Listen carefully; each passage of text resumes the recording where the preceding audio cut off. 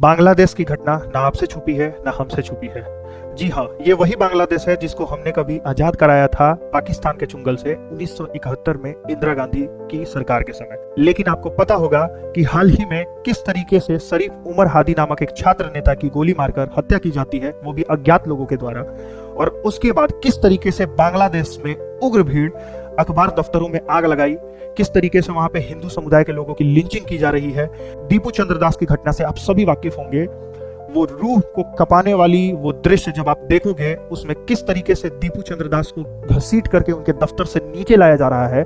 नीचे लाने के बाद में उग्र भीड़ के द्वारा पीट पीट कर उनकी हत्या की जाती है। और वो यही नहीं रुकते हैं दोस्तों, उसके बाद उनके शव को पेड़ से उल्टा लटकाते हैं। हैरानी तब होता है जब पुलिस मुकदर्शी बनी हुई रहती है। मोहम्मद यूनिस की सरकार कुछ नहीं कह रही है, कुछ नहीं बोल रही है। और पश्चिम के देश जो कि झंडा उठाने का काम करते हैं ह्यूमन राइट्स का, वो शोक व्यक्त कर रहे हैं शरीफ उमर हादी के मृत्यु पर। अब प्रश्न ये उठता है कि भारत को क्या करना चाहिए। तो मैं बता दूं, भारत स्टेप ले चुका है और उसने क्या किया है, बांग्लादेश को घेरने का, उसको जो है बिल्कुल कॉर्नर करने का तरीका इजाद कर लिया है। भारत सर्वप्रथम कर क्या रहा है कि 3 गैरिसन स्थापित कर दिए, 4था गैरिसन स्थापित कर रहा है। गैरिसन वो जगह होता है जहां पे सैनिकों को हम ठहराते हैं किसी भी आपातकालीन सिचुएशन में सैनिकों को बॉर्डर पर भेजने के लिए। तो उस जगह को हम गैरिसन कहते हैं। हमने 3 स्थापित कर दिया, 4 कर रहे हैं।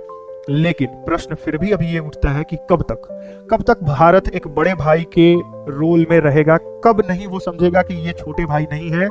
अगर छोटा भाई मर्यादा भूल रहा है तो उसको सबक सिखाने का भी जिम्मा बड़े भाई का ही होता है। जी हाँ, मैं बता दूं, 1971 में जब हमने इनको स्वतंत्र देश दिया था, उस समय हमसे एक छोटी सी भूल हुई थी। इनके 2 डिवीजन, पहला रंगपुर डिवीजन और दूसरा चिटागोंग डिवीजन, ये दोनों छीन लेना चाहिए था इनसे। अगर हम रंगपुर डिवीजन छीन लिए होते उस समय, तो हमारा सिलीगुड़ी कॉरिडोर आज चिकन नेक कॉरिडोर नहीं बना होता। और चिटागोंग छीन लिए होते तो हमारे पूर्ववर्ती के जितने भी राज्य हैं 7 सिस्टर, इनका डायरेक्ट एक्सेस मिजोरम के थ्रू और चिटागोंग से होता हुआ बंगाल की खाड़ी में जा मिलता। फिर हम एक पीसफुल सिक्योर नॉर्थ ईस्ट की बात कर सकते थे। खैर कोई नहीं, दे रहा है दुरुस्त है, इतिहास दोबारा मौका दे रहा है भारत को। और इस बार भारत को नहीं रुकना चाहिए। आप सभी का क्या मत है, कमेंट बॉक्स में एक बार कमेंट कीजिए।